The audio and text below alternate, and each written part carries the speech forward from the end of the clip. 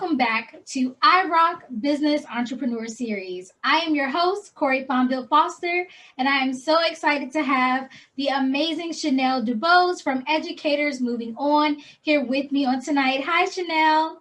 Hi, Corey. Thank you for having me. I'm super excited. I have been talking with you for, I feel like months now. We've worked together on some different things, but I'm super excited because I feel like have filled a void, right? Especially during COVID, we have teachers that are absolutely losing their minds right now, dealing with, the students, dealing with the administrators, dealing with parents, and they need you. I'm not going to give too many secrets away. I'm going to let you introduce yourself, but you have found a home in this era and this time, and I definitely want my audience to get to hear all about that, because I promise somebody's going to be like, I need her in my life.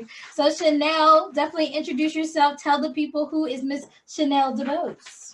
All right. Well, I am Shenelle DuBose. Again, thank you for having me. I am a former educator. I was in the public school system for 17 years.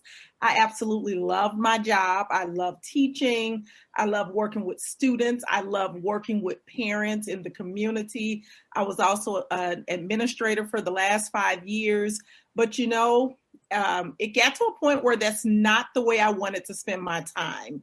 And so each day I would go, I was doing a good job. Things were going well, but I was spending so much of my time at work, so much of my energy.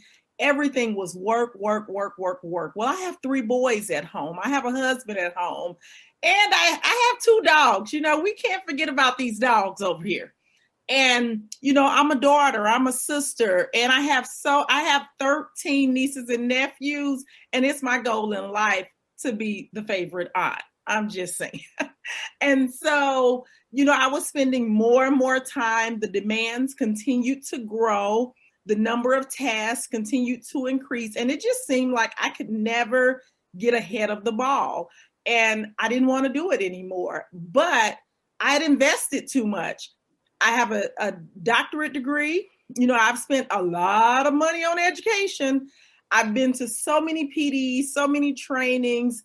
I'm great in curriculum and development, instructional design. Like I know my stuff in education, but I didn't want to start over. So I thought, what is it that what can I do to continue to work in education without having to start a new career or start from scratch?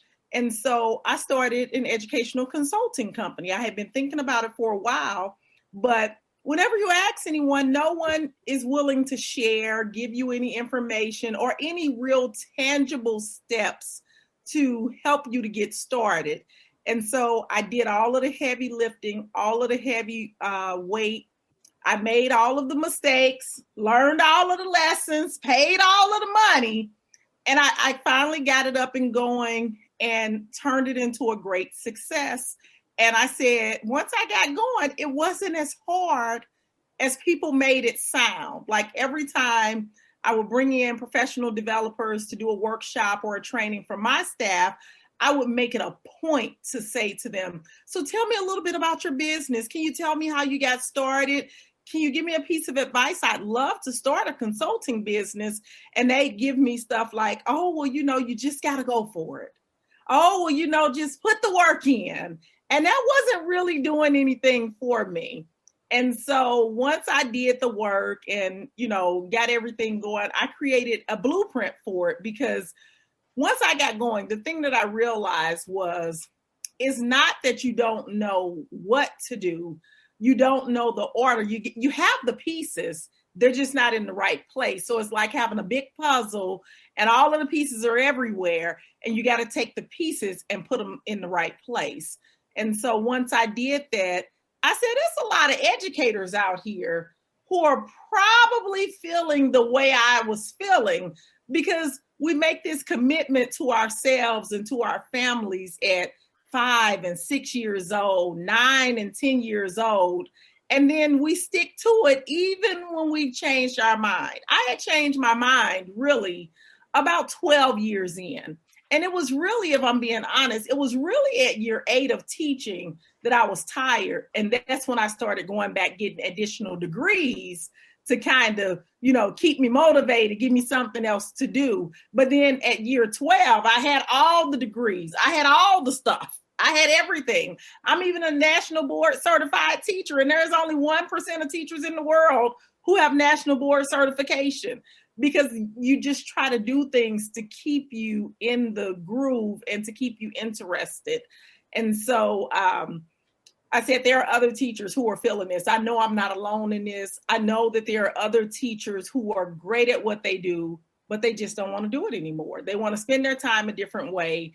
Their value system has shifted. They've gotten older, and they don't want to sit back and wait until retirement. That's literally what I was doing. I was at year 17 and I was saying, Lord, just let me make it 8 more years. In my state, it was 25 and out. You can do 25 and out and you get a reduced pension, or you can do 30 years and get the full pension. Well, I was taking the reduced. I said, Lord, just let me make the 8 and I'm going to go on and come on out of here. But I wasn't going to make the 8. Like, it wasn't going to happen. I would pull up at the school and I would sit in the parking lot and I would just stare at the building and I would be having conversations with myself. I would say, Chanelle, okay, just put the smile on your face.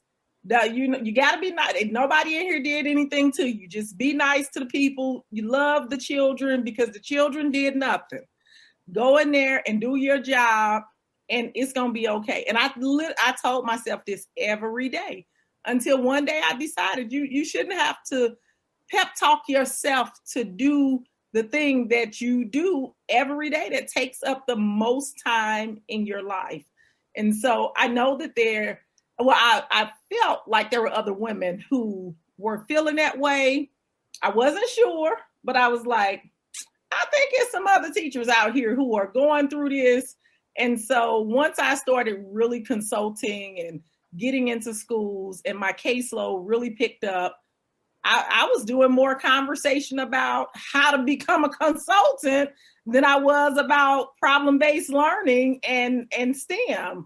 The teachers will pull me to the side and they say, how did you get to do this? And the thing that I didn't want to do was to make them feel the way the other consultants made me feel. And so I would go to lunch with them. I would give them my cell phone number. I would have prolonged conversations with them, but it just wasn't enough time in the day. And so that's how I got going. I wanted to move to a different dream, and I really didn't know how. But once I figured it out, I wanted to help other women, educators, do it for themselves too. Wow. The first thing I want to say is 25 and out sounds like prison. I just want to tell you, I can picture you in your car like, Lord, just give me the strength. Just one more day, taking it one day at a time. It sounds like, Jill, did you get rec time? But you know what? I think about that like as a parent, because I've told you before, I homeschool. And one of the things that we encountered were teachers that definitely were, suffering from burnout. Teachers who didn't have enough support in the classroom, teachers who were fresh out of school and like, what did I get myself into? And I could only imagine having to go to work every morning and saying 25 and out. Like 25 years, that is a long time. And it's sad because I think that most people go into teaching knowing that, especially in the US, you're not going to make a ton of money. So if you're not going to make a ton of money, you're still going to pursue this. Like you said, get the degree upon the degree upon the degree. You're going there because you want to have an impact. You want to affect change. You want to, feed these young minds and make them realize anything is possible. And then to get in there and realize, oh no, it's sad. We definitely, we live in America where we have, I think, a good ability to have education, right? There are places, we have to be honest, there are places where they don't have the education we do. But I think we also, on the other hand, have to realize that we have some areas of improvement that, you know, in our education system. So I'm glad that you found a place to, you know, get away from, escape that 25 and out, because I can't imagine seeing the light just being faded from your eyes as you walked into the building every day, having to put on that smile, right? And show up for the students, but really know your heart is just not like you just don't want to be there anymore. Right. So I'm glad you found a place outside of that. But not only did you go out and say, like you said, I'm going to learn everything, I'm going to build this consulting group or this consultant thing where I can go into schools and educate the administrators and educate the teachers, but you took it a step further and said, I'm going to also teach other people how to make their own professional development courses and be able to get out of that cycle of having to put on that smile and go in those classrooms. So I think you're doing an amazing job. That's why I said before, she found a spot.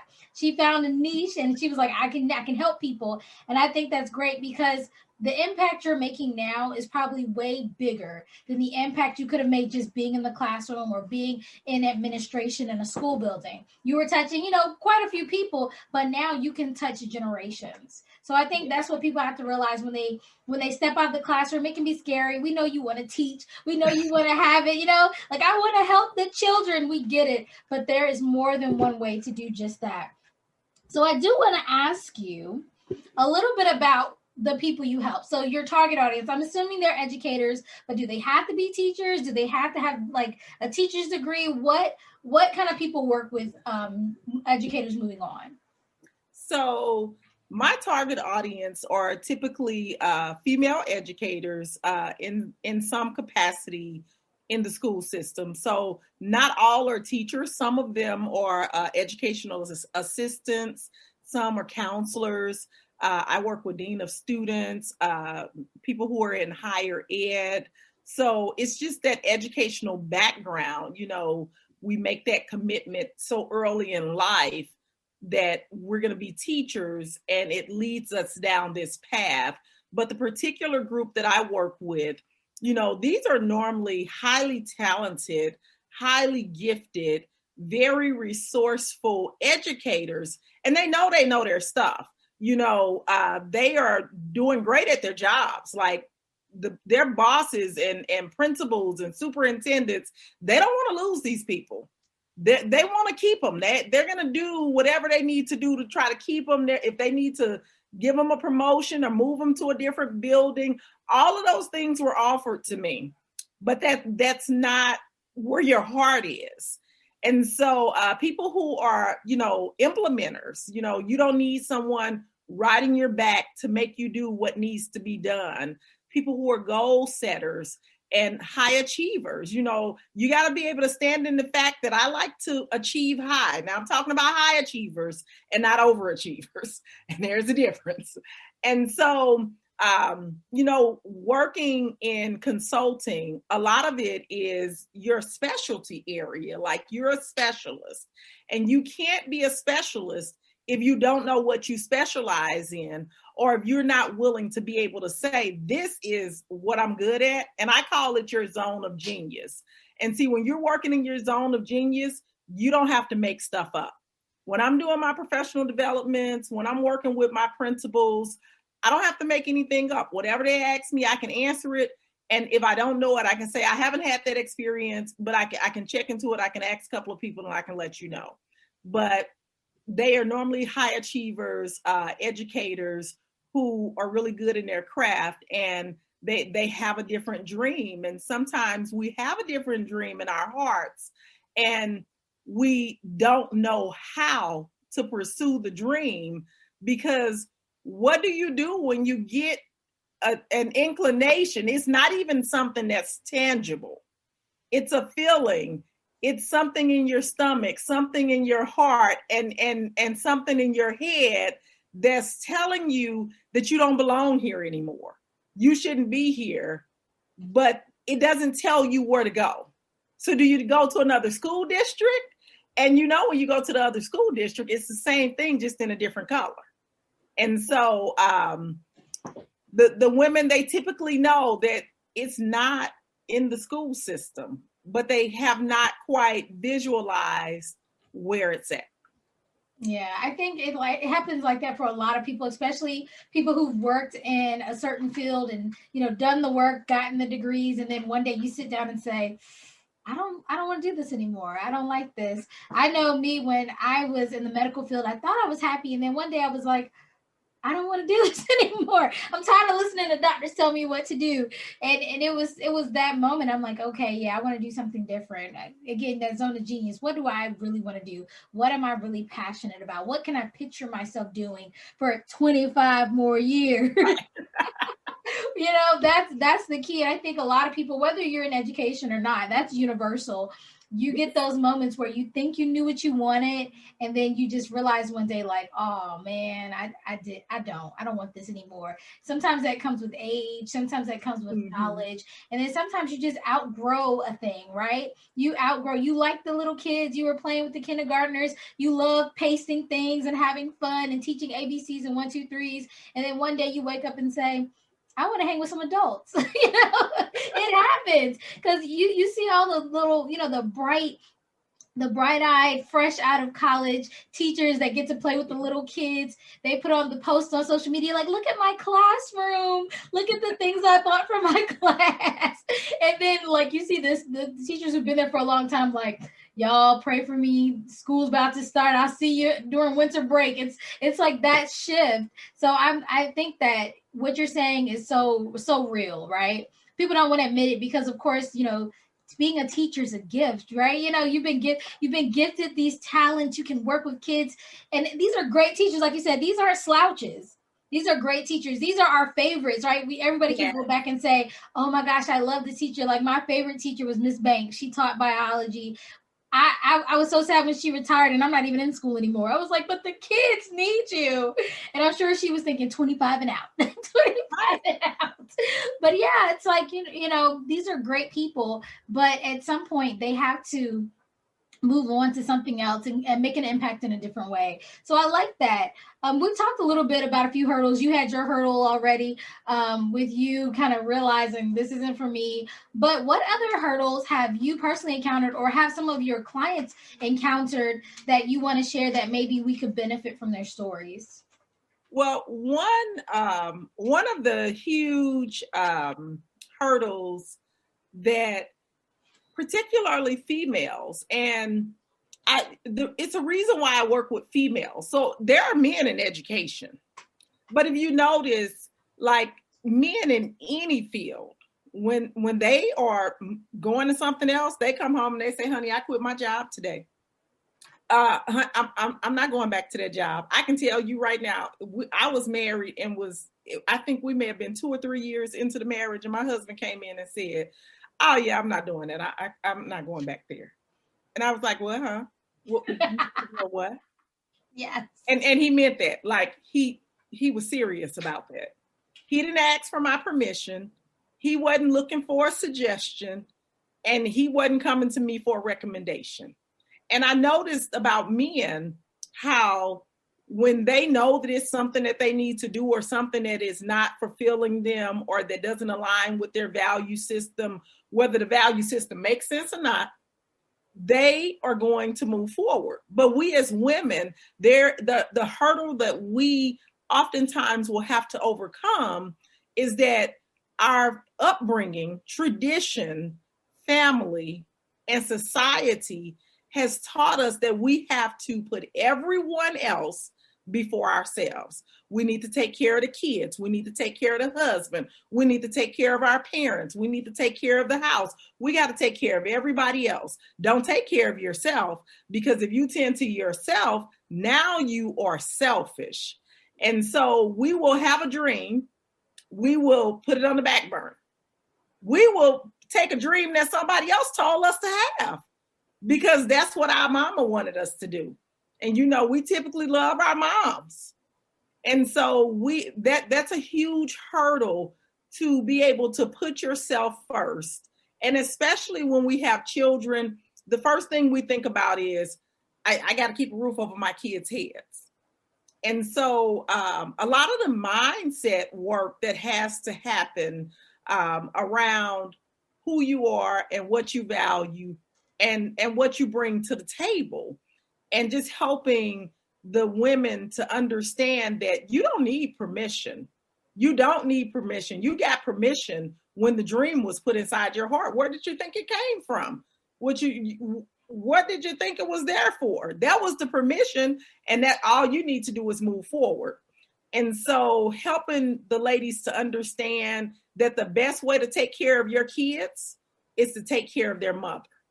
If you're not taking care of the mother, the kid's not going to be taken care of anyway, because you're showing them what it's like to live in misery. You're showing them what it's like to show up at a job every day that you hate. And even if you don't hate it, you don't want to be there, you're not happy, you're not satisfied, they can see all of that. And so I never wanted my boys to see that. I wanted my boys to know that you can be happy, you can be fulfilled, that there is abundance in this life, that you get to manifest the life of your dreams. And they saw this all of my life. Like every dream that I had, I pursued. And when this went out of my heart, I was like, I got to fix this. This is not where it's supposed to be. But women have that hurdle of, putting ourselves on the back burner. And then we'll say, well, I'm just going to go ahead and finish out this 25. And then I'll do that after that. Well, who's guaranteeing us the 25? Like, there is no, statute of limitations that says you get the 25, first of all. And so that's the first hurdle. And then the second hurdle is that extreme fear. Like, we're all scared. Like, I don't know anybody who does anything big who isn't scared. And sometimes we think that it's just us. Like, I'm scared, and because I'm scared, I shouldn't do it. And so I help the educators to understand, and this is for anybody who's trying to do anything. Your body was designed to keep you safe. Your body was designed to keep you in your comfort zone. And so when you try to move anything, when anything happens that takes you out of your comfort zone or that makes you uncomfortable, your body's biological system will make you aware that you are not in a safe zone. This is uncomfortable. Get me back to comfort. It's no different than when you get into an elevator with a group of men and you're the only female. Your body says something. When you go out to your car and strangers are walking up and it's pitch dark outside, your body does some stuff. It's the exact same thing.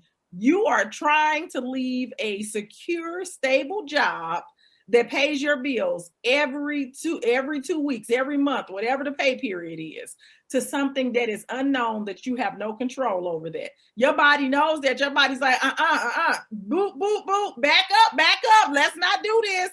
And it's your job to recognize it and to own it and say, okay, I'm scared. And then you do it scared. That is my advice to you. You do it scared. And you did everything else scared. When you had your first child, had you had a child before? Because I didn't have one, and I didn't know what to expect when they said that water was going to break. I did it scared. When I got married, I did it scared. I was a first generation college graduate. When I stepped onto that college campus, that was the biggest thing that I had ever seen in my life. I was scared to death, and I put one foot in front of the other, and I did it scared. When I bought my first home, you signed a 30-year, which is absolutely crazy. Anyway, you signed a 30-year mortgage note to say, I'm going to make this payment to you for the next 30 years. 30 years. Like, I think it's the most ridiculous thing. But we sign it. Where is the guarantee that we're going to have a job, that we're going to pay? We do it scared. We do it. And in those cases, we do it happy now, don't we? We do it celebrating 30 years of payments that we don't even know if we're going to be able to make. So that is it's the fear, and you need to do it scared. Wow, that was a word, y'all. I was in here like taking notes. Fear, your mindset, and that feeling of selfishness. Honey, I understand that. I remember when I had my son, and before that, if I didn't like a job, I didn't give no 2 weeks notice.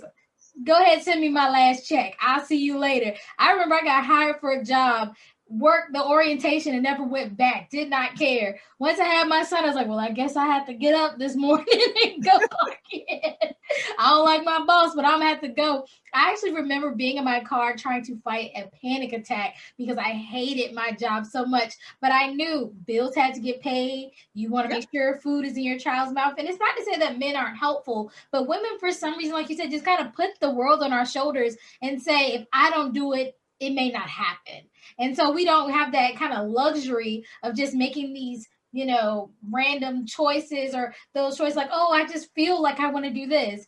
Whereas, like you said, a man could be like, I ain't dealing with that boss no more. I ain't going back. It is what it is. And it's like women are like, well, I'm just going to see how long I can hold out. Just see how long I can make it. You telling your girlfriend like, girl, I don't know how long, but I'm going to keep trying. I'm going to go in Monday, but pray for me. I'm going to see how many sick days I have because I'm going to use them up. I'm going to use them up. And it's sad. It's so sad. But I think what you said, look, my eyes are watering just thinking about it. But I think what you said is so true, not just to educators, but to women in general. That feeling of, I can't go for my dreams because I have to. Like, that's how we feel, right? I have to work this job. I have to have a stable something for my kids. I don't have the luxury of maybe failing, right? I don't have that luxury. This is it. I made my bed, I'm gonna have to sleep in it. That's all those things that pop into our minds. And sometimes we have to, like you said, put ourselves first. I remember one year I got burned out and my mentor was saying, Corey, you can't pour from an empty cup. Right. You can't. And because I was just a pouring. And then next thing you know, I was in a full drought. I could not help anyone. People were like, well, can you do this? Can you do that? Can you help me? I ain't got nothing for you. I am done. You know what I mean? I am spent. And that's what happens to us, right? We're these amazing creatures. Women are so amazing. We can multitask. We can have the kids and cook the dinner and work a job and do all the things. We're just so amazing. But eventually, we're gonna burn ourselves, like burn at all the ends, and we're just gonna be done. And so it's so important that we do realize that we are worth it. Right? We are worth investing in, we are worth believing in, and we are worth putting ourselves first, like you said. And so I think, like you said, do it scared, go out there. There are no guarantees in life. No. There are none, like you said, but we're worth it. We need to live our one life to the fullest as well. We can't just say, well, hey, kids, do it. We have to show them. We have to lead by right. So I love what you said. I'm out here trying to, like, I was like, oh, yes, preach. I love it. So, look, you've given so much, but I'm still going to ask for more because most of my audience is new entrepreneurs. So I would say, besides do it scared, what is one tip you have for someone just entering the game, whether it's in education or any other new business? What could you tell them to help them just stay motivated? I think that one of the things that I do, because I am just naturally curious, and I talk to, like, when I meet people, and I travel for a living, well, pre-COVID, I travel for a living, and I go all over the United States. I'm in schools all over the US, and I love the work that I do. And so I get to talk to people literally all over the world, highly successful people, all types of consultants, all types of business owners. And I will typically, like, ask them about when they first started out, different pieces of information.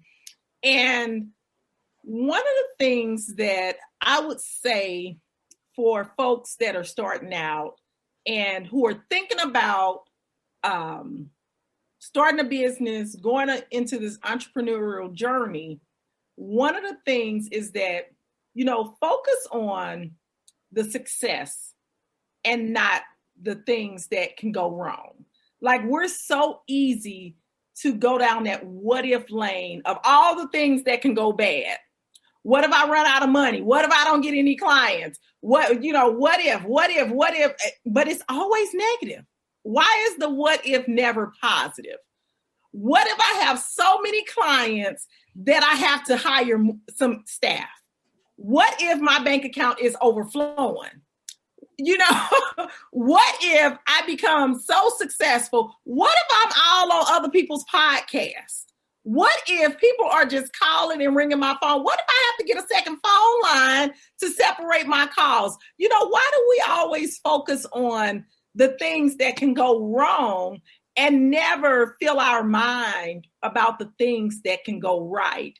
And so that's one of the things that, you know, I always try to focus on. I always think about the success, the possibility, as opposed to the problems, because the problems are going to be there, but we're solution oriented people anyway. So we're going to figure out solutions, but you cannot worry and pray at the same time, because they surely cancel each other out. So when I have a problem, I ask for help. I call on the ancestors, I call on the Lord, I call on all of them. And I let it go, and I move on in my day, and I don't harbor on it, and I keep going. I keep putting one foot in front of the other, and I continue to think about the possibilities of what I'm building, the legacy that I'm creating, the possibilities, the people who I will employ, the lives that I will change, the generations that will be impacted, the uplifting of the community that I live in. And so just really focus on the possibility and don't go down the what if of all the things that can go wrong. I think that's amazing, because you're right. We are real quick to pick up a negative, but not to think of the positives. And I always tell people, you see people all the time, right, that are just doing their thing, living in their greatness. They're making their money and they're just doing everything. And you're like, oh, I could never. It's like, but they were you once. Right. They were you once. They're regular people. If they can do it, you for sure can do it. And I think people don't put that in their head. They just think, oh, these people must have something I don't have. It's like, no, they just had a dream and went for it, right? Yep. Simple as that. When they failed, because they surely did, they didn't just overnight success. When they had a failure or something that didn't pan out how they wanted it to, they brushed their knees off, they got back up, and they did something different and worked it out. And I think that that's the mindset we have to go into, especially as entrepreneurs, right?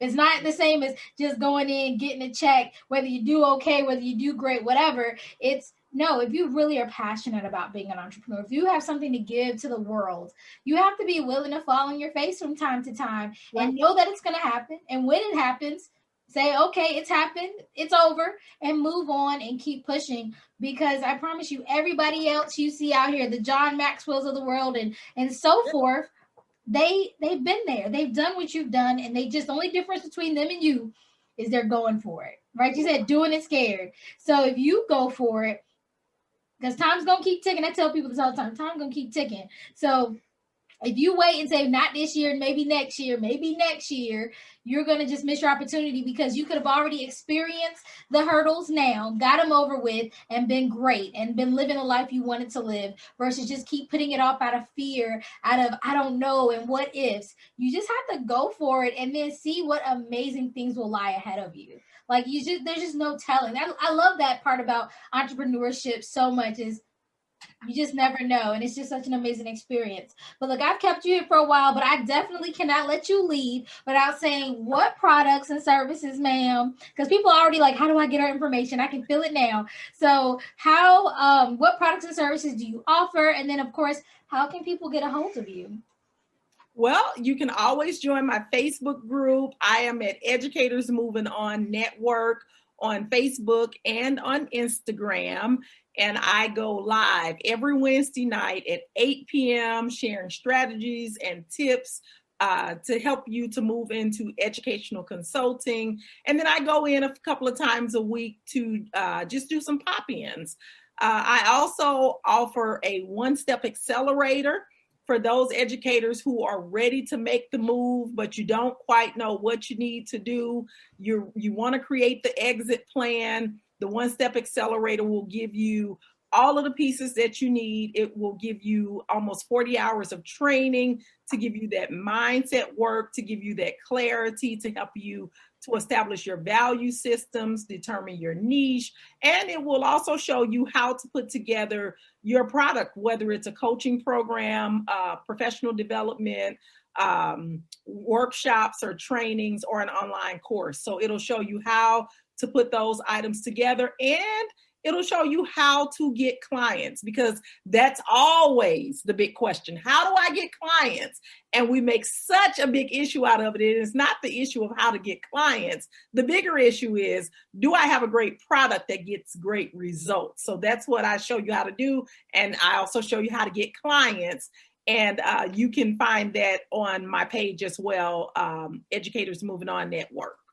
Awesome. And guys, if you're listening to the podcast, definitely you will be able to see in the info part of the podcast all of Shenelle's links. If you're watching on YouTube, hi, and it will be in the description section. So you will be able to connect with Chanelle that way. I love it. I remember when you showed me the professional development thing that you had. I was like, oh, this is amazing. And then I told her to make it more expensive. I'm not going to lie. I did. Because she gave everything, like she said, the exit strategy. So like, again, if you're still afraid, you have the exit strategy. Then she teaches you how to do the thing you need to do.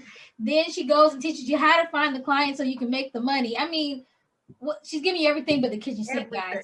Like, come on. And then, she's so accessible. I love that you are very consistent with your lives. I'm like, oh, she's up here. But I will ask, what time zone are you in? You said 8 p.m. Oh, I am in Central Time Zone. Thank you.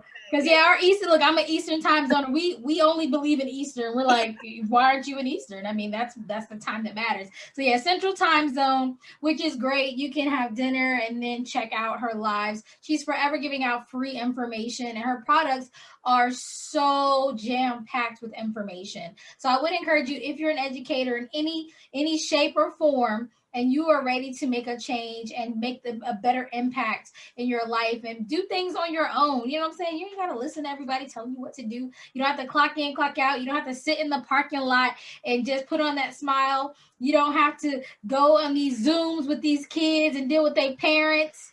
I'm so sorry. I see so many people like, oh my gosh, if one more parent asked me why their child is failing and they haven't turned in one piece of work all semester. One piece of work. But yeah, you don't have to do that. You just have to contact Chanelle and she will get you squared away. So I do want to thank you. Thank you for being up here, being such a joy, a pleasure, and giving so much information. Well, thank you for having me. And anytime, and I wish all of you all the best of luck. Go for it. Bet on yourself. I would catch that. Bet on yourself. Well, guys, with that being said, I rock, you rock, we all rock, and I will see you next time.